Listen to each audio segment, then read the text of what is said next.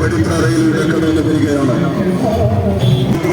തലമുറകളിലേക്ക് അറിവിന്റെ വാതായനം തുറന്നു മികവിന്റെ കേന്ദ്രമായി മാറിയ പൊന്മണ്ടം ഗവൺമെന്റ് ഹയർ സെക്കൻഡറി സ്കൂളിന്റെ ഹൈടെക് വേദികളുടെ ഉദ്ഘാടന കർമ്മം നിർവഹിക്കുന്നതിന് വേണ്ടി സംസ്ഥാന ന്യൂനപക്ഷ കായിക മന്ത്രി ശ്രീ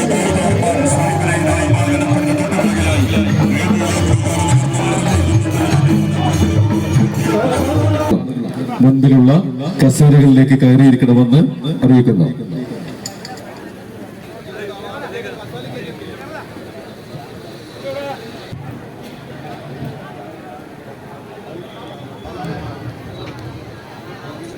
ോളം വർഷത്തെ ചരിത്രവുമായി ഈ പ്രദേശത്തെ പതിനായിരക്കണക്കിന് കുരുന്നുകൾക്ക് അക്ഷരവെളിതം പകർന്ന് മുന്നേറിക്കൊണ്ടിരിക്കുന്ന Ponmundam government higher secondary school ഇതിലെ ഹൈടെക് കെട്ടിട നിർമ്മാണ പ്രവൃത്തി ഉദ്ഘാടനത്തിലേക്ക് എത്തിച്ചേർന്ന ഏവരെയും ഹൃദയപൂർവ്വം ക്ഷണിച്ചുകൊള്ളുന്നു.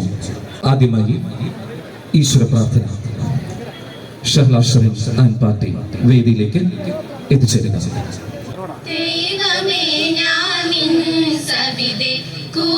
കൈകളുമായെന്നും അണഞ്ഞിടുമ്പോൾ നീ നിൻ കൃപയെന്നിൽ തൂകണമേ.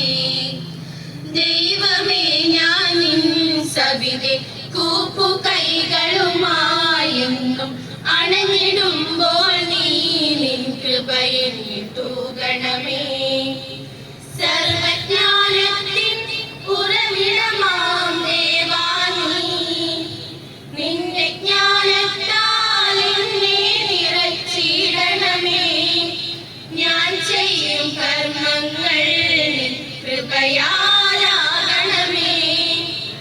എന്റെ വീതികളിൽ നീ ദീപമായിടണേ. ദൈവമേ ഞാൻ സവിധേ കൂപ്പു കൈകളുമായെന്നും അടഞ്ഞിടുമ്പോൾ നീ നിൻ കൃപയെന്നിൽ തൂകണമേ. കൃപയെന്നിൽ തൂകണമേ. സ്കൂൾ PTA പ്രസിഡന്റ് ബഹുമാന്യനായ ശ്രീ ആർ അബ്ദുൽ ഖാദർ അവർകളെ സ്നേഹപൂർവ്വം ക്ഷണിച്ചുകൊള്ളുന്നു. സമാദരണരായ സംസ്ഥാന ന്യൂനപക്ഷ ക്ഷേമ കായിക ഫൈൽ വകുപ്പ് മന്ത്രി Shri V Abdurahman Sahib, Tanur block panchayat president Shrimati Zainaba Janath, ഗ്രാമപഞ്ചായത്ത് പ്രസിഡന്റ് ശ്രീമതി കുണ്ടില ഹജറ, ജില്ലാ panchayat member Sreedevi Prakunna, DD Ramesh Kumar sir, Ponmundam government higher secondary സ്കൂളിന്റെ ഹൈടെക് കെട്ടിട പ്രവൃത്തി ഉദ്ഘാടനവുമായി ബന്ധപ്പെട്ട പ്രോഗ്രാമിലാണ് നാം ഉള്ളത്. വിദ്യാർത്ഥികളുടെ ബൗദ്ധിക നിലവാരം ഉയർത്തുന്നതിൽ സമർപ്പിതരായ അധ്യാപകർ ഏറെ പ്രയാസപ്പെട്ടിട്ടുണ്ട്. കഴിഞ്ഞ കാലങ്ങളിലെ അക്കാദമിക നിലവാരം ഇത് ബോധ്യപ്പെടുത്തുന്നുണ്ട്. രക്ഷിതാക്കളുടെ പ്രതിനിധി എന്ന നിലയിൽ അധ്യാപകരോടുള്ള കടപ്പാട് അറിയിക്കാൻ ഈ അവസരം ഞാൻ ഉപയോഗിക്കണം. നമ്മുടെ വിദ്യാലയത്തിന്റെ അരിഷ്ടതക്കുള്ള അറുതി വരുത്താൻ ശ്രമം തുടങ്ങിയിട്ട് കാലമേറെയായി. ഈ ഭൗതിക അപര്യാപ്തത മനസ്സിലാക്കി 2005 അന്നത്തെ PTA അപ്ഡേഷൻ കമ്മിറ്റി തൊട്ടടുത്ത 1 ഏക്കർ വയല് വാങ്ങുകയും 2011-12 മലപ്പുറം ജില്ലാ പഞ്ചായത്ത് വാർഷിക പദ്ധതിയിൽ ഉൾപ്പെടുത്തി 2012 കേരള ഗവർണറുടെ പേരിൽ രജിസ്റ്റർ ചെയ്ത് 1 ഏക്കർ ഭൂമി നമ്മുടെ സ്കൂളിലുണ്ടായിരുന്നു. ആ ഭൂമി നഞ്ചയായത് കാരണം നമുക്ക് അവിടെ കെട്ടിടം പണിയാൻ സാധിച്ചിരുന്നില്ല. കാലമേറെയായി ഇതിനു വേണ്ടി മുട്ടാത്ത വാതിലുകളില്ല. പ്രതിബന്ധനങ്ങൾ പല പേരിലായി നമ്മുടെ സ്വപ്നങ്ങളെ കെടുത്തി കളയുകയായിരുന്നു. ഈ ശ്രമങ്ങളെല്ലാം പാതി വഴിയിൽ ഉപേക്ഷിക്കേണ്ട ഘട്ടം വരെ എത്തിയിരുന്നു. നമ്മുടെ പ്രിയപ്പെട്ട മന്ത്രി വി അബ്ദുറഹ്മാൻ സാഹിബാണ് കത്തിച്ചാമ്പലായി നമ്മുടെ സ്വപ്നങ്ങൾ ഫിനിഷ് പക്ഷിയെ പോലെ ഉയർത്തിയേൽപ്പിച്ചത് എന്ന യാഥാർത്ഥ്യം ഞാൻ ഇവിടെ പറയാൻ ആഗ്രഹിക്കുകയാണ്. അത് 2016 ശ്രീ അബ്ദുറഹ്മാൻ സാഹിബ് MLA ആയതിനു ശേഷമാണ് നമ്മുടെ ഭൂമിയുടെ നികത്തലുമായുള്ള കാര്യങ്ങളുമായിട്ട് ഞാൻ മുന്നോട്ട് പോയത്. 2021 കേരള മന്ത്രിസഭയിൽ ശ്രീ അബ്ദുറഹ്മാൻ സാഹിബ് അംഗമായതിനെ തുടർന്ന് കേരളത്തിന്റെ ക്യാബിനറ്റിൽ നമ്മൾ സ്കൂളിന്റെ വിഷയം അവതരിപ്പിക്കുകയും ക്യാബിനറ്റ് പരിഗണിക്കുകയും 2023 ഫെബ്രുവരിയിൽ മണ്ണിട്ട് നികത്താനുള്ള അനുമതി നമുക്ക് ശ്രീ അബ്ദുറഹ്മാൻ സാഹിബ് വാങ്ങിത്തന്നിട്ടുണ്ട്. ഇത് യാഥാർത്ഥ്യമാണ്, ഇത് സ്വപ്നമല്ല. ഈ കാര്യങ്ങൾക്കൊക്കെ വേണ്ടി നമുക്ക് 3,90,00,000 രൂപ കിഫ്ബി ഫണ്ട് അനുവദിച്ച് 4,22,00,000 രൂപ നമുക്ക് ഉണ്ടായിരുന്നു. അതിന് പുറമെ 2025-26 വാർഷിക പദ്ധതിയിൽ ഉൾപ്പെടുത്തി 2.5 കോടി കൂടി നമുക്ക് അനുവദിച്ചു തന്നിട്ടുണ്ട്. ടോട്ടൽ 6,72,00,000 രൂപയുടെ കെട്ടിട നിർമ്മാണത്തിന്റെ പ്രവൃത്തികളാണ് നമുക്ക് നടക്കാറുള്ളത്. 15 കോടിയുടെ ഹൈസ്കൂൾ കെട്ടിടവും നമ്മൾക്ക് വിവാഹം ചെയ്യുന്നുണ്ട്. നമുക്കറിയാം, മണ്ണിട്ട് നികത്തി അനുമതി വന്ന് ആദ്യമായി നമ്മുടെ സ്കൂളിലേക്ക് മന്ത്രി വന്ന സമയത്ത് നമ്മോട് പറഞ്ഞത് പൊന്മുണ്ടൻ സ്കൂളിനായിട്ട് 20 കോടിയുടെ മാസ്റ്റർ പ്ലാൻ ഞാൻ തയ്യാറാക്കിയിട്ടുണ്ട് എന്ന്. ഞാൻ ചാരിതാർത്ഥത്തോടെ പറയുന്നു, ഈ പറയപ്പെട്ട എല്ലാം വരിക 20 കോടിയിലധികമായിട്ട് നമ്മുടെ സ്കൂളിൽ നമുക്ക് നിലകൾ പരിസരത്തുള്ള ഒരു സ്കൂളിൽ വെല്ലാവുന്ന രീതിയിലേക്ക് നമ്മുടെ സ്കൂൾ മാറാൻ പോകുകയാണ്. ഈ സാഹചര്യം മനസ്സിലാക്കിയിട്ട് നമ്മുടെ വിദ്യാർത്ഥികൾ, രക്ഷിതാക്കൾ നമ്മുടെ പൊതുവിദ്യാലയത്തെ സംരക്ഷിക്കേണ്ട ബാധ്യത നമുക്കുള്ളത് കൊണ്ട് നമ്മുടെ മക്കളെ നമ്മുടെ സ്കൂളിൽ തന്നെ പഠിപ്പിക്കാനും അവർ ചേർക്കാനുമുള്ള സാഹചര്യം എല്ലാവരും ഉപയോഗപ്പെടുത്തണമെന്നും ഓർമ്മപ്പെടുത്തി ഇനി ലഭ്യമായ സ്വതന്ത്ര ഭാഷണത്തിലേക്ക് കടക്കും.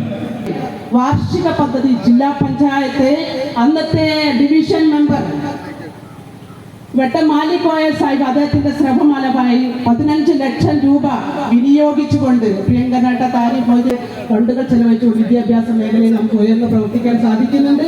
അതോടൊപ്പം തന്നെ നമ്മുടെ സ്കൂളിലെ വാർഷിക ബിൽഡിങ്ങുകളൊക്കെ തന്നെ ഹയർ സെക്കൻഡറി ഹൈസ്കൂളും ഇപ്പോഴും റെന്റിന് പ്രവർത്തിക്കുക, വാടകയ്ക്ക് ഏകദേശം 1 ലക്ഷം. സമഗ്ര വികസന പ്രവർത്തനങ്ങൾക്ക് നേതൃത്വം നൽകുന്ന താനൂരിന്റെ പ്രിയ MLA-യും ന്യൂനപക്ഷ ക്ഷേമ, കായിക, ഹജ്ജ്, വഖഫ്, റെയിൽവേ വകുപ്പ് മന്ത്രിയുമായ ശ്രീ V.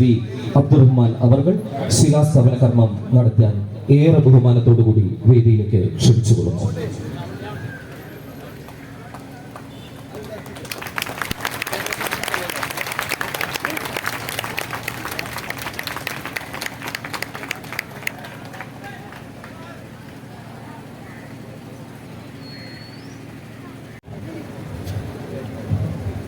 സഹോദരി സഹോദരന്മാരെ,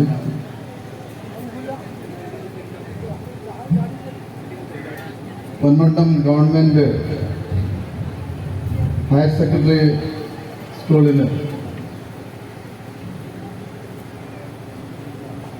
പുതിയൊരു കെട്ടിടം നിർമ്മിക്കുന്നതിൻ്റെ ഭാഗമായി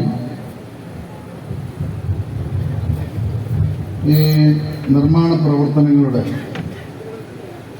ഉദ്ഘാടനമാണ് ഇവിടെ നടക്കുന്നത്. സർവീസിൽ നിന്നും വിരമിക്കുന്ന പ്രിയപ്പെട്ട DD ശ്രീ രമേഷ് കുമാർ അടക്കം വേദിയിലും സദസ്സിലുമുള്ള പ്രിയപ്പെട്ടവരെ, പ്രിയ സുഹൃത്തുക്കൾ, ഏറെ കാലത്തെ കാത്തിരിപ്പിനൊടുവിലാണ് പൊന്മുണ്ടം ഹയർ സെക്കൻഡറി സ്കൂളിന് പുതിയ കെട്ടിടം, അതിൻ്റെ നിർമ്മാണം ആരംഭിക്കുന്നു. ഒട്ടേറെ താമസം നേരിട്ട ഒരു പദ്ധതിയാണ് ഇതെന്ന് നമുക്കൊക്കെ തന്നെ അറിയാം. ഈ വിദ്യാലയത്തിൻ്റെ പുതിയ കെട്ടിടം നിർമ്മിക്കുന്നതിന് വേണ്ടി ജില്ലാ പഞ്ചായത്തിൻ്റെ സഹായത്തോടു കൂടിയാണ് ആദ്യമായി സ്ഥലം ഏറ്റെടുക്കുന്നത്. പിന്നീടാണ് ഈ വിദ്യാലയ നിർമ്മാണത്തിന് ആവശ്യമായിട്ടുള്ള ഫണ്ട് സമഗ്ര വിദ്യാഭ്യാസ യജ്ഞത്തിൻ്റെ ഭാഗമായിക്കൊണ്ട് മുഖ്യമന്ത്രി ശ്രീ പിണറായി വിജയൻ്റെ നിർദ്ദേശാനുസരണം നീക്കിവിട്ടുന്നു. സാധാരണഗതിയിൽ ഈ ഒരു ഭൂമി അതിന് ബാധിക്കേണ്ടതായിരുന്നില്ല. എന്നാൽ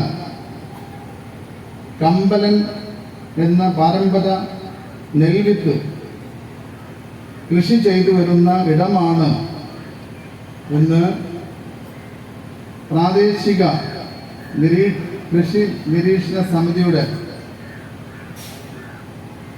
ഒരു കണ്ടെത്തലിൻ്റെ ഭാഗമായിക്കൊണ്ട് ഈ വാദം ഉന്നയിക്കണം.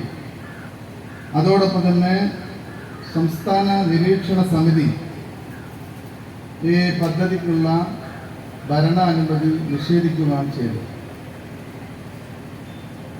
6 കിലോമീറ്റർ ചുറ്റളവിൽ മറ്റൊരു ഹയർ സെക്കൻഡറി സ്കൂൾ നിലവിലില്ലാത്തതും കേവലം 27 സെന്റ് സ്ഥലത്ത് 1500 കുട്ടികൾ ഇരുന്ന് പഠിക്കുന്നതിൻ്റെ പ്രയാസം ഇതുമായി ബന്ധപ്പെട്ട് കേരള ക്യാബിനറ്റിൽ നമ്മൾ അവതരിപ്പിക്കുകയും ഇതിൻ്റെ ഭാഗമായിട്ടാണ് ക്യാബിനറ്റ് കിഫ്ബി പദ്ധതിയിൽ നിന്നും അനുവദിച്ച 3,90,00,000 രൂപയ്ക്കുള്ള പ്രത്യേക അനുമതി നൽകുന്നു. ഞാൻ ഈ അവസരത്തിൽ ബഹുമാനപ്പെട്ട കേരള മുഖ്യമന്ത്രിയെ ഈ നാടിൻ്റെ അഭിവാദ്യങ്ങൾ അറിയിക്കുകയാണ്. കാരണം അദ്ദേഹം നേരിട്ട് ഇടപെട്ടാണ് ഈ ഒരു അനുമതി അന്ന് നേടിയെടുക്കാൻ നമുക്ക് കഴിഞ്ഞിട്ട്. ഈ 3,90,00,000 പുറമെ 32 ലക്ഷം രൂപ MLA ഫണ്ടിൽ നിന്നും ഈ പദ്ധതിക്കായി ഇപ്പോൾ മാറ്റിവെച്ചിട്ടുണ്ട്. അതോടൊപ്പം തന്നെ ഈ വർഷത്തെ ബഡ്ജറ്റിൽ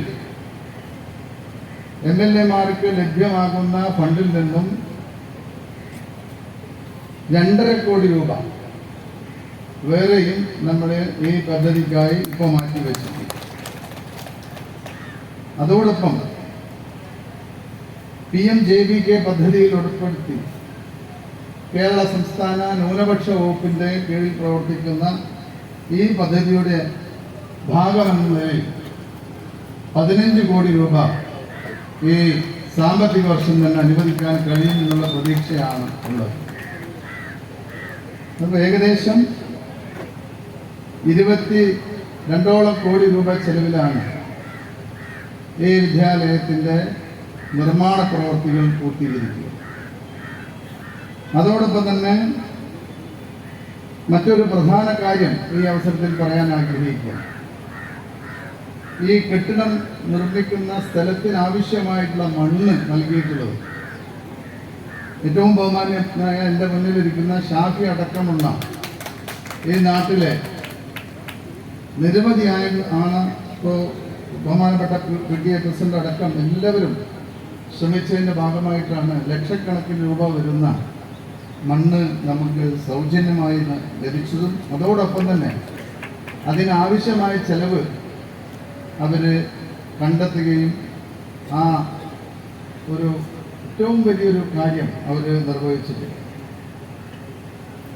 ഞാൻ ഈ അവസരത്തിൽ ഈ മേഖലയിൽ ഈ ഒരു കെട്ടിട നിർമ്മാണവുമായി സഹകരിച്ച നാട്ടുകാരെ അഭിനന്ദിക്കുകയാണ്.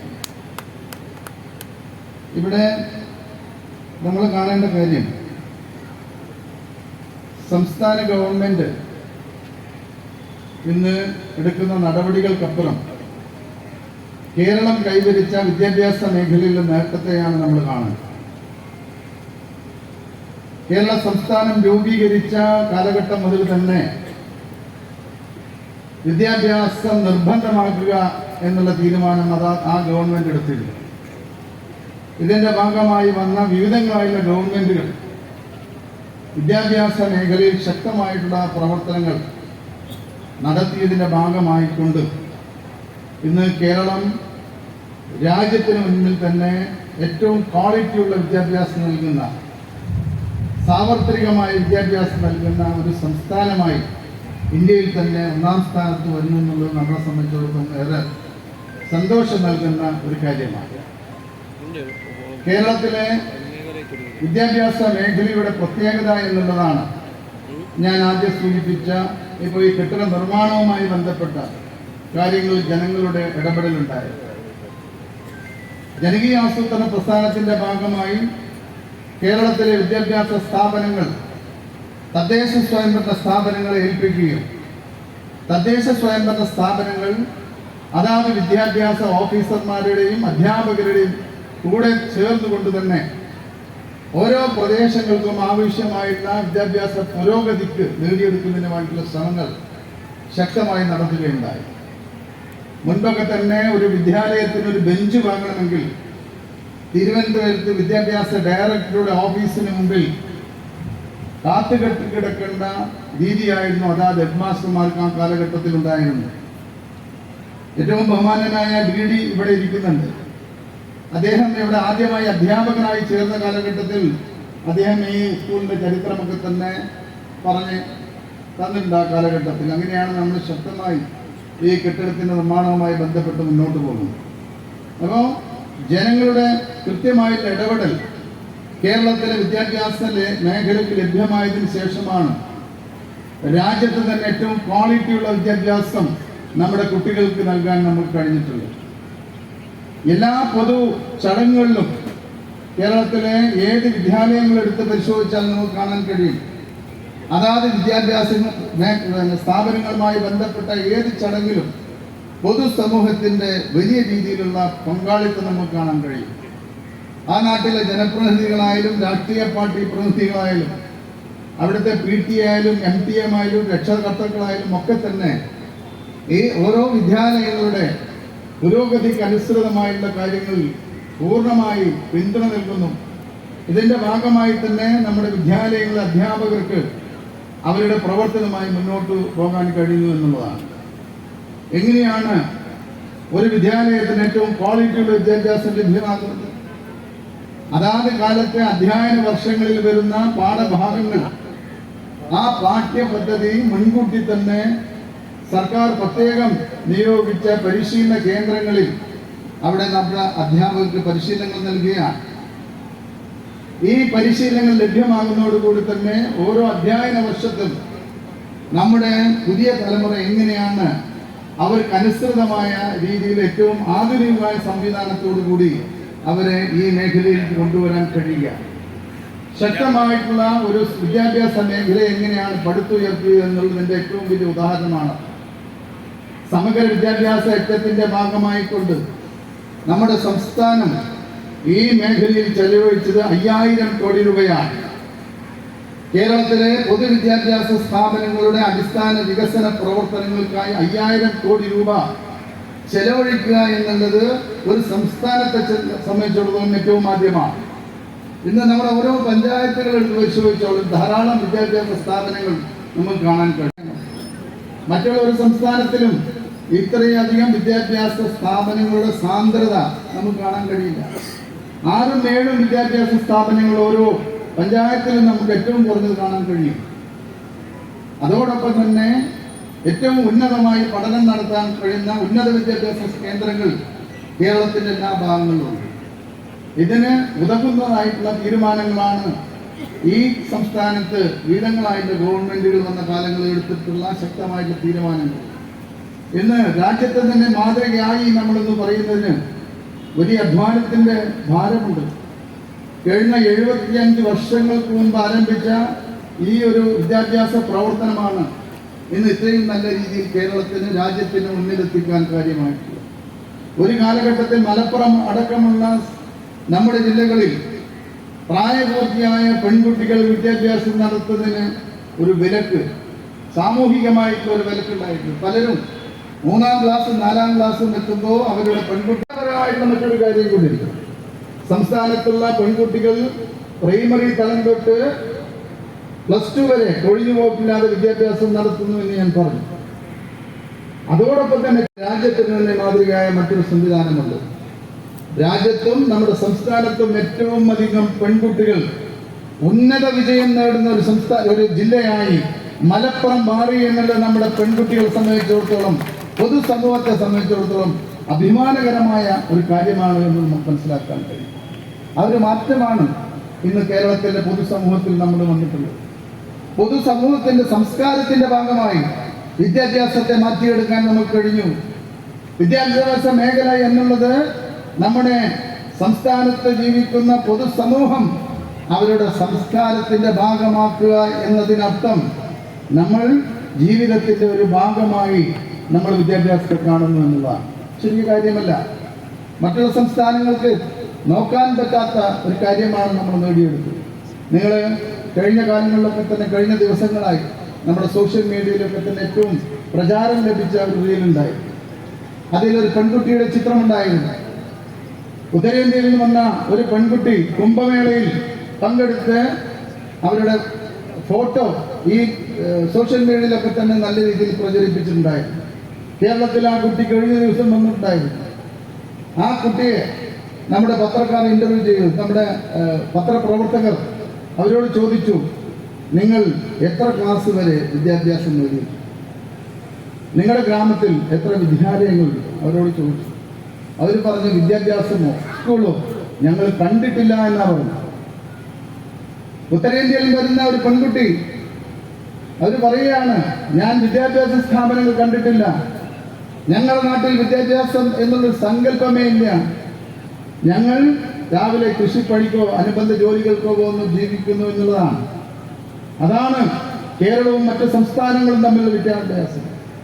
ഇന്ന് ഞാൻ സൂചിപ്പിച്ച പോലെ തന്നെ പൊതുവിദ്യാഭ്യാസ മേഖലയിൽ ഉണ്ടായിട്ട് വലിയ മാറ്റം.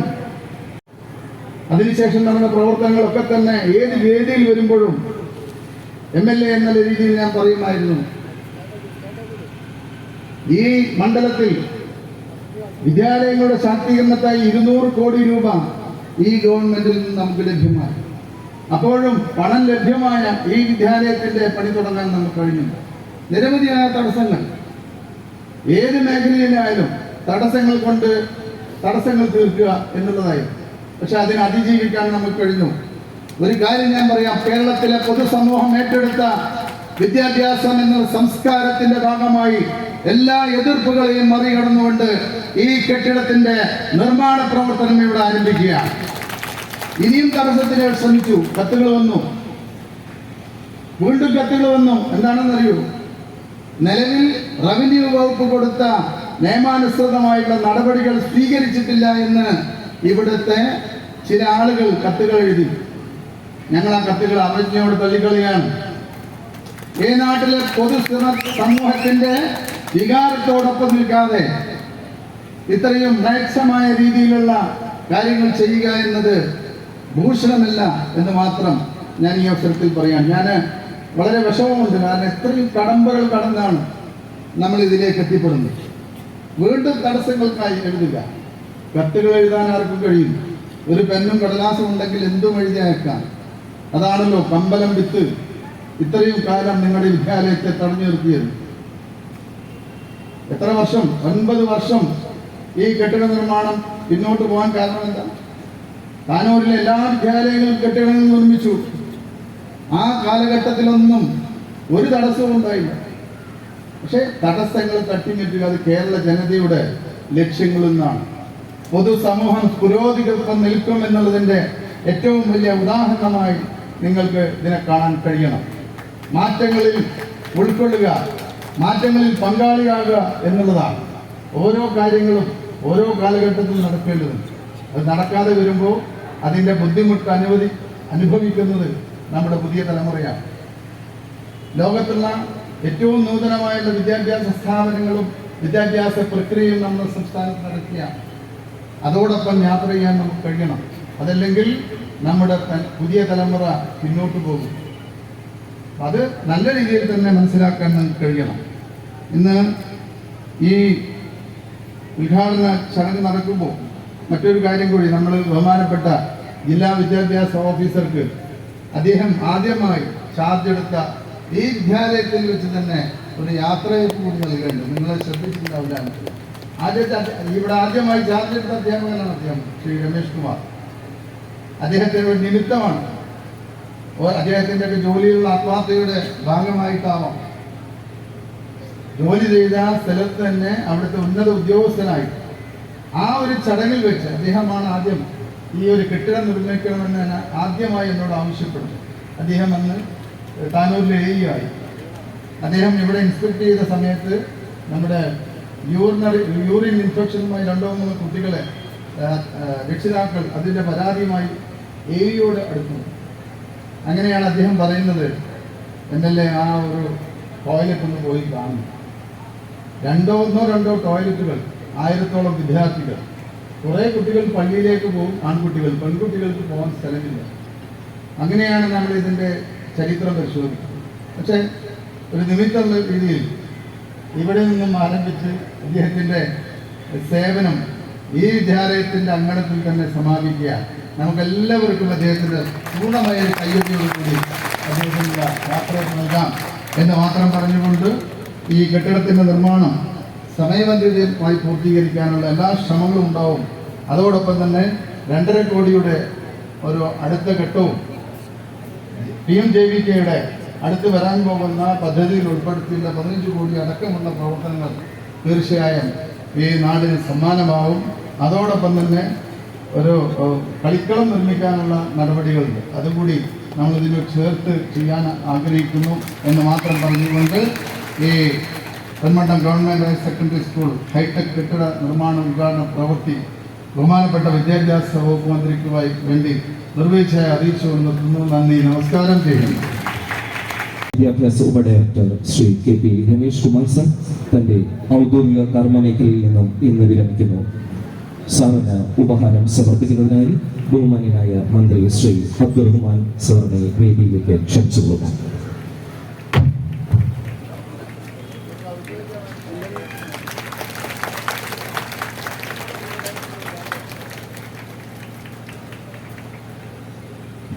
Thank you sir.